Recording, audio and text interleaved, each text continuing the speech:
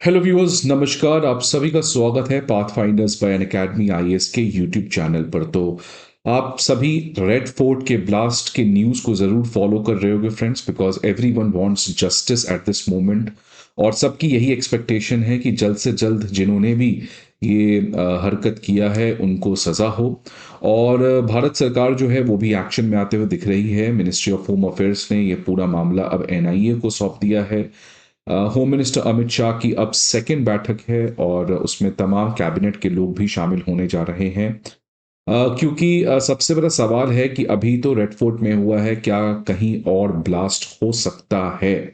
तो अभी तो क्वेश्चन इस चीज के ऊपर पॉन्डर किया जा रहा है that whether this is the last of the story और whether this is the beginning of something much more serious. अब तो ये समय ही बताएगा, बट एक उसमें अपडेट सामने नजर आते हुए दिख रही है कि पहला जो डिटेंशन है इस पूरे अटैक में वो होते हुए दिख रहा है। जो इस गाड़ी को चलाने वाला व्यक्ति था उसके फादर को अब फाइनली पुलवामा से डिटेन किया गया है पूछताछ के लिए, अलोंग विथ उसकी जो मदर है, मतलब फादर की जो वाइफ है, उसको भी अब पूछताछ के लिए डिटेन किया गया है। और अगेन कनेक्शन जो है वो जम्मू एंड कश्मीर के पुलवामा से दिखते हुए नजर आ रहा है। पुलवामा अटैक का तो आप जानते ही होंगे, कुछ साल पहले हुआ था। तो फ्रेंड्स, आज इसके बारे में बात करेंगे कि आखिरकार क्या अपडेट आया है। बट एक question which every Indians are asking that back to back attacks हो रहे हैं जम्मू एंड कश्मीर से। एवरी टाइम वी से कि पाकिस्तान से ये आ रहा है, ऑब्वियसली पाकिस्तान इसको स्पॉन्सर करता ही है। बट अगर पाकिस्तान करता है तो हमारी इंटेलिजेंस भी क्या कर रही है, सवाल तो इस पे भी उठना चाहिए। क्योंकि अभी एक साल भी नहीं बीता है पहलगाम को होते हुए और वापस से सेम अटैक हो रहा है। तो अगर पाकिस्तान ये गंदी हरकतें कर रहा है तो हमारी इंटेलिजेंस एजेंसीज, उनकी भी दायित्व बनती है, उनकी भी अकाउंटेबिलिटी बनती है कि कैसे इन अटैक्स को हुआ जा रहा है, और वो भी हमारे नेशनल कैपिटल में। तो इसके लिए अब एक इंटेलिजेंस फेलियर को लेकर भी इंटरनेट में काफी ज्यादा डिबेट चल रहा है कि क्या भारत सरकार की भी जो इंटेलिजेंस एजेंसीज हैं उनके ऊपर भी सवाल उठना चाहिए, rather than just simply blaming Pakistan और अपनी अकाउंटेबिलिटी से बच जाना। तो इन तमाम चीजों के बारे में आज बात करेंगे। बट पहला जो अपडेट आ रहा है मैं इसके बारे में बता दूं कि ये सीसीटीवी कैप्चर किया गया फुटेज है जिसमें एक व्यक्ति जो है वो i20 गाड़ी चला रहा है। और तब से इस पर्टिकुलर व्यक्ति की जांच पड़ताल चल रही थी और फाइनली इस व्यक्ति के बारे में सब कुछ जो आइडेंटिटी है उसको रिवील किया गया। जम्मू एंड कश्मीर की पुलिस की मदद ली गई और जम्मू एंड कश्मीर के पुलिस ने जब अपने डेटा को स्क्रूटनाइज किया तो उसमें पाया कि ये और कोई नहीं, उमर नबी है, एक डॉक्टर है पुलवामा का, जो i20 कार को चला रहा था और इस यही गाड़ी को कॉन्स्टेंटली ड्राइव कर रहा था। और ये इनफैक्ट उस ब्लास्ट में खुद भी मारा गया है। तो ये जो उमर नबी है, आप देख सकते हैं, एक सर्टिफाइड डॉक्टर है।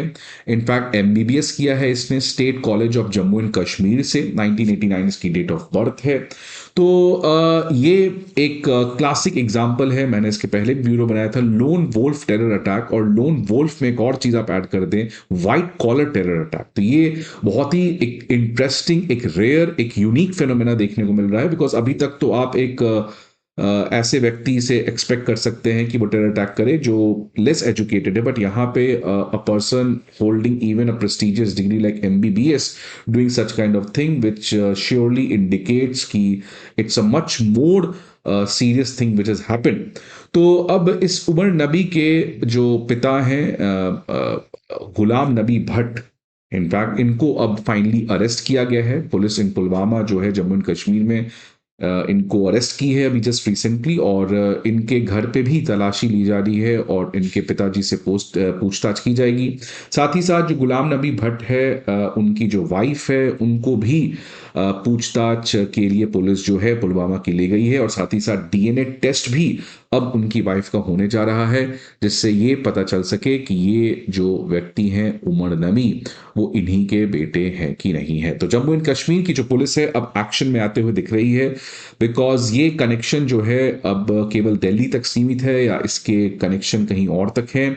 अब इसमें जम्मू एंड कश्मीर पुलिस जो है वो दिल्ली पुलिस और एनआईए तीनों के साथ मिलकर काम कर रही है कि इसमें जितने भी डॉट्स हैं उसको कनेक्ट किया जाए। बिकॉज जम्मू एंड कश्मीर के पुलिस ऑफिशियल्स का कहना है कि ये एक कॉन्स्पिरेसी है, ये एक ब्रॉडर टेरर प्लॉट है जो बहुत सारे मल्टीपल स्टेट्स में इस तरीके के small scale but very serious attack को प्लान करने की बात है। तो इसलिए जम्मू एंड कश्मीर की पुलिस की इंटेलिजेंस अब यहां पर सामने नजर आते हुए दिख रही है। और इसमें एक और भी अपडेट आया है कि आखिरकार ये अटैक हुआ कैसे। तो आपको पता है कुछ दिन पहले क्या मैं बोल रहा हूं, 10 नवंबर को ही एक खबर आ रही थी कि फरीदाबाद में एक बहुत बड़ी रेड हुई है और उसमें 2900 केजी के एक्सप्लोसिव, 5 केजी हैवी मेटल और भी बहुत सारे पिस्टल्स, केमिकल्स को रेड के दौरान पाया गया था। और ये जो रेड किया गया था, ये again police in Jammu and Kashmir जो थी उसने इंटेलिजेंस दिया था, और फिर हरियाणा पुलिस के साथ मिलके फरीदाबाद में और उत्तर प्रदेश पुलिस के साथ मिलके शहरानपुर डिस्ट्रिक्ट में इस तरीके के रेड किए गए थे। और जम्मू एंड कश्मीर पुलिस का उस समय ही एक तरीके से वार्निंग आया था कि इंटरस्टेट और ट्रांसनेशनल टेरर मॉड्यूल्स जो हैं वो इस तरीके का कॉन्स्पिरेसी रच रहे हैं जिसमें उनको जैश ए मोहम्मद की फुल ऑन सपोर्ट दिखते हुए नजर आ रही है। पुलिस ने इस पर्टिकुलर रेड में बहुत कुछ अरेस्ट भी किया था। लगभग 350 केजी का एक्सप्लोसिव मटेरियल तो फरीदाबाद के रेसिडेंस से अगेन एक डॉक्टर से पाया गया था। और अब उसी फरीदाबाद अरेस्ट से कनेक्शन को जोड़ा जा रहा है कि ये जो उमर नबी नाम का व्यक्ति था जो i20 चला रहा था, ये भी वहीं फरीदाबाद में मौजूद था। इस पर्टिकुलर टेरर मॉड्यूल का एक बहुत बड़ा पार्टिसिपेंट था। और जब इसको पता चला कि इसके साथी लोग को अरेस्ट कर लिया गया है और रेड किया गया है जम्मू एंड कश्मीर पुलिस और हरियाणा पुलिस और उत्तर प्रदेश पुलिस के द्वारा, तो फिर ये यहां से भाग गया। और भागने के बाद जब इसको लगा कि मेरे पास और कोई ऑप्शन नहीं है, तो फिर इसने अपने आप को इन द नेम ऑफ जिहाद खुद को ब्लास्ट तो कर ही लिया, और साथ ही साथ आपको पता है 12 से 13 लोग की दुखद मौत भी वहां पे हो चुकी। तो इन्वेस्टिगेटर्स का ये कहना है कि उमर जो है वो अरेस्ट के डर से भाग रहा था, उसको पता था कि अब एज सच कुछ हो नहीं सकता है।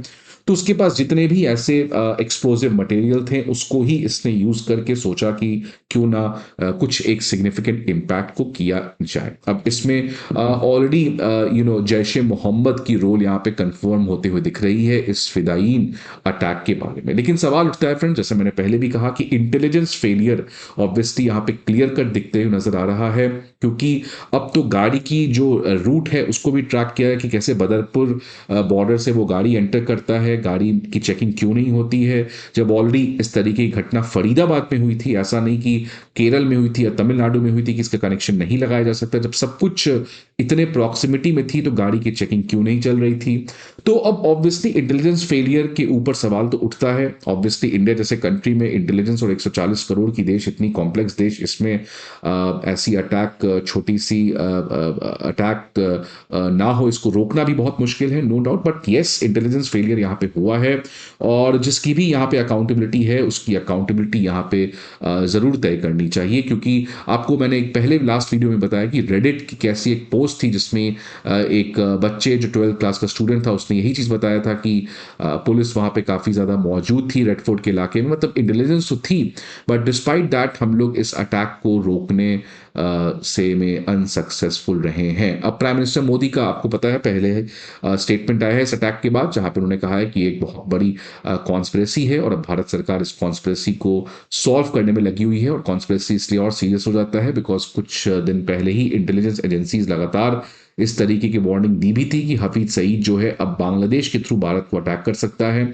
अब ये अटैक का मास्टरमाइंड बांग्लादेश में है, पाकिस्तान में है, ये तो कंफ्यूजन है। बट एक बात तो क्लियर है, पाकिस्तान की जो आर्मी है या आईएसआई है उसने ऑब्वियसली इन चीज़ों को यहाँ पे प्लॉट किया होगा। और अब पाकिस्तान जो है वो एक्टिव होते हुए दिख रहा है, ऑलरेडी नोटैम तो जारी कर ही दिया है, और साथ ही साथ राजस्थान बॉर्डर के पास अपने फाइटर जेट्स को भी पेट्रोल करने के लिए लगा दिया है। अब सवाल आता है कि क्या पाकिस्तान वापस से भारत को भटकाना चाहता है, बिकॉज जिस तरीके से पाकिस्तान खुद अफगानिस्तान के साथ इतनी बड़ी प्रॉब्लम झेला, भारत जो है वो अफगान तालिबान के साथ बातचीत किया, तो क्या पाकिस्तान जो है वो एक तरीके का वापस से भारत को प्रॉब्लम क्रिएट करना चाहता है। अब क्या होता है क्या नहीं होता है, but let's hope investigation is conducted and जो भी दोषी हैं दुनिया के किसी भी कोने में हैं उनको जल्द से जल्द उनको सजा और अकाउंटेबिलिटी तय की जाए। सो फ्रेंड्स, आई होप आपको वीडियो अच्छा लग रहा है। Be safe and see you again some another video. Till then, goodbye, take care.